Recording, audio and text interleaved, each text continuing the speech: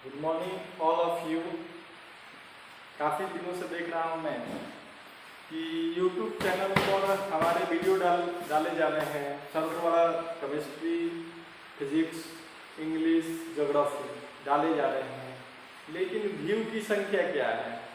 देखिए, आप लोगों के लिए ही ये सब चीज़ें लेकर आया जा रहा है और इसके पीछे बहुत मेहनत हो रहा है।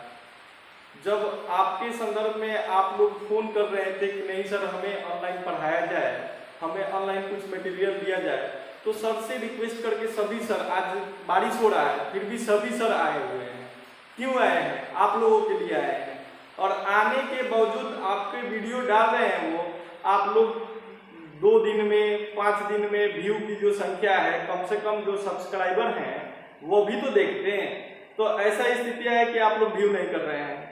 चलिए खैर, मैं इस बातों में चर्चा ज़्यादा नहीं करूँगा क्योंकि समय ज़्यादा वेस्ट होंगे और कम समय में ही हमें पूरा करना पड़ेगा। तो मजबूरी यह है कि हमें पर्याप्त समय नहीं मिल पा रहे हैं कि मैं अपना जो 100% है वह दे पाऊँ। चलिए इसी में प्रयास करते हैं, एक छोटा सा प्रयास करते हैं, इसी में समझाने के लिए प्रयास करेंगे। चलिए स्टार्ट करते हैं। देखा जाए, जैसा कि साधारण ब्याज आपको पढ़ा रहे थे, तो साधारण ब्याज में अगले कंसेप्ट की ओर हम लोग देख रहे हैं। देखिएगा, कंसेप्ट नंबर 3 जो है वह दिया है कि 3000 रुपये पर 6% वार्षिक साधारण ब्याज की दर से किसी निश्चित समय में 900 रुपया साधारण ब्याज प्राप्त होते हैं। पुनः 400 रुपये की पुनः 4000 रुपये की राशि पर उतने ही समय में इस दर से 1600 रुपया ब्याज प्राप्त होंगे। तो देखिएगा, ऐसे जब भी क्वेश्चन आएंगे तो अगर समय इस पर्सन से हमें समय निकल जाएगा तो इस समय को इस यहाँ पर रखकर हम लोग ब्याज दर प्राप्त कर लेंगे। देखिएगा, अगर मैंने शुरू में बताया था कि रेट होगा, अगर 10% रेट 10% हो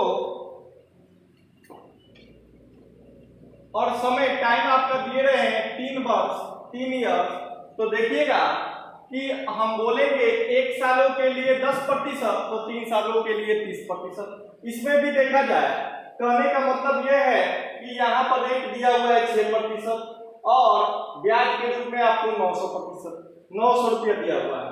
तो हम देख लेंगे कि हम जानते हैं 100% की ये वैल्यू होती है, तो ये 900 रुपये हैं, ये प्रतिशत में आखिर कितने आएंगे? तो प्रतिशत निकालने की तरीका होता है 900 अपन पूरे धन, यानी 3000 गुना 100। 2 शून्य से 2 शून्य कटेंगे, 1 शून्य से ये शून्य कटेगा, ये कट जाएंगे 30 आ जाएंगे। तो इसमें ब्याज का रेट तो होगा 6%। अब समय ही ना छिपा हुआ है, तो 6% के हिसाब से वह कितना समय तक जाएगा कि 30% होगा? तो 5 अटेम्प्ट तक जाएगा तो कितना हो जाएगा? 30% होगा। यानी समय जो है यह पूरा 30% आया आपको, तो इसमें रेट की प्रतिशत है 6 और इसमें समय नहीं दे रहा है, मतलब कितने सालों तक अटेम्प्ट किया है वह 30% बनेगा। तो 5 सालों तक अटेम्प्ट किया है, 30% बनेगा। तो यहां से टाइम आ गया 5 ईयर। अब देखेंगे इस क्वेश्चन में कि पुनः बोल रहा है कि 4000 रुपये की राशि पर उतने ही समय में इस दर से 1600 रुपया हो जाती है। बस वही करेंगे, हम देख लेंगे कि प्रतिशत इसका कुल कितना होगा। तो 1600 अपन 4000 गुना 100, तो 2 शून्य से 2 शून्य कटेगा, 1 शून्य से 1 शून्य कटेगा, काटेंगे तो 40, यानी 40% के आसपास 40% आएगा। तो हमें टाइम पता है कि वही समय से रेगुलेट कर रहा है, यानी 5 ईयर से। तो हम देखेंगे 40 बनने के लिए, 40% बनने के लिए आखिर प्रतिशत रेट क्या होगा? तो हम करेंगे 8 × 5। ऐसे भी देख सकते हैं कि रेट गुना टाइम है 5, तो 5 और 40% इक्वल टू, तो हम क्या करेंगे 5 × 40, रेट क्या आ गया 8%। इस प्रकार के जब भी प्रश्न आएंगे तो जरूरी नहीं है कि ट्रेडिशनल मेथड से बनाएंगे, इस मेथड का भी प्रयोग करिए, आपको सेकंड लगेगा और सेकंड में ही इस वैल्यू को आप सीख जाएंगे कि किस प्रकार से बनाना चाहिए। चलिएगा, अब हम दूसरे क्वेश्चन की तरफ बढ़ रहे हैं। देखिएगा, बोल रहा है कि एक व्यक्ति 8 वर्षों के लिए एक धनराशि उधार लेता है। पहले 2 वर्षों में 8% प्रति वर्ष की दर से, अगले 3 वर्षों में 11% प्रति वर्ष की दर से, इसके बाद की वर्षों में 14% प्रति वर्ष की दर से ब्याज देता है। तो देखिएगा, क्वेश्चन में बोला है 8 वर्षों के लिए एक धनराशि उधार लेता है। तो देखिए काउंट किया है यहाँ पर कि 2 वर्षों में 8% की दर से, अगला जाएंगे 3 वर्षों में 11% की दर से, और 3, 2, 5 वर्ष हो गए तो शेष बचेंगे कितने? 3 वर्ष। तो 3 वर्ष के लिए वह कितने की रेट से दे रहा है? 14% की दर से। हम देख लेंगे कि 1 वर्ष में 8%, तो 2 वर्ष में 16%। देखेंगे 3 वर्षों में 11%, 1 वर्ष में 11, तो 3 वर्ष में 11 35%। और हम अगले जाएंगे, शेष का बचा 3 ईयर, तो 3 ईयर्स में क्या होगा? 14 × 42%। हम काउंट कर लेंगे, काउंट करेंगे तो हमें प्राप्त होगा, देखिएगा काउंट करेंगे 3, 2, 5 और 5, 6, 11, 4, 3, 7, 1, 8, 1, 9, यानी 91%। 91% का वैल्यू पूछे नहीं, सॉरी 91% का यहाँ पर साधारण ब्याज ही कितना दिया है? 10,920। आपसे पूछ रहा है कि मूलधन क्या होगा, तो मूलधन हमेशा 100% होता है, मैंने बताया था। तो हम लिख सकते हैं 91% बराबर 10,920, तो 100% बराबर होगा। यहाँ से 100% की वैल्यू प्राप्त हो जाएंगे। हम काटेंगे इसे सीधी से, 63, 91, 13, 7300 यानी 104।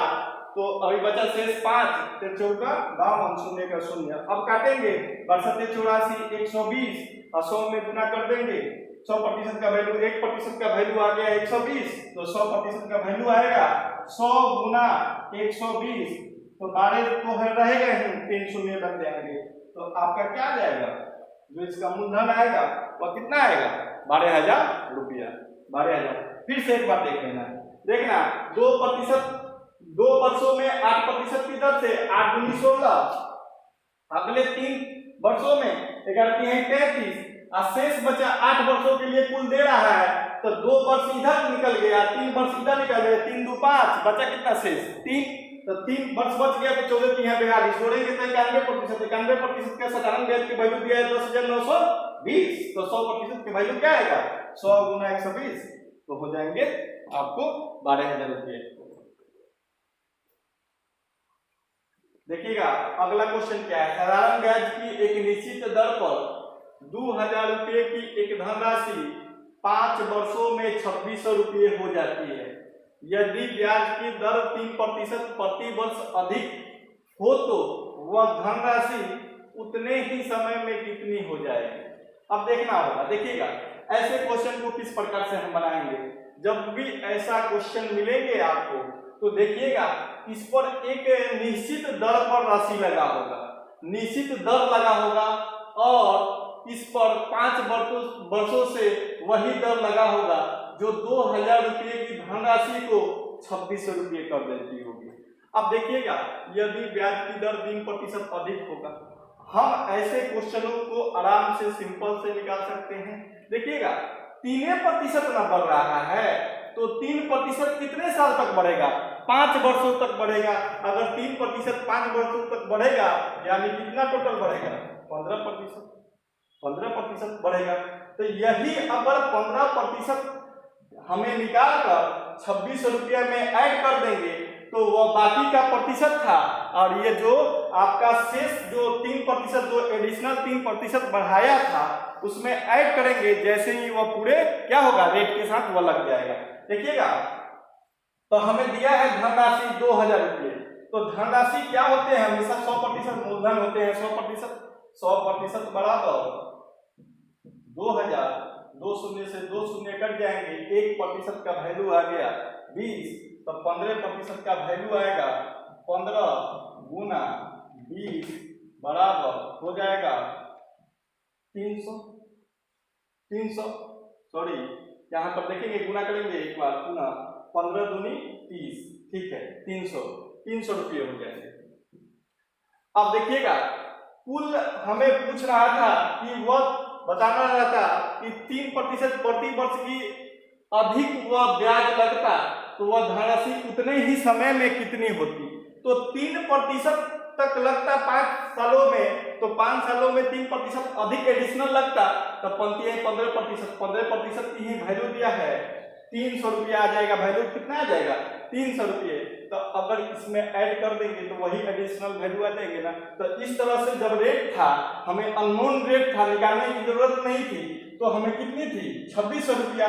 अगर 3% और बढ़ता तो क्या हो जाएंगे 2600 पहले का और 300 बढ़ते तो कितने हो जाएंगे 2900। टोटल क्या देंगे 2900। धन्यवाद आप सबको।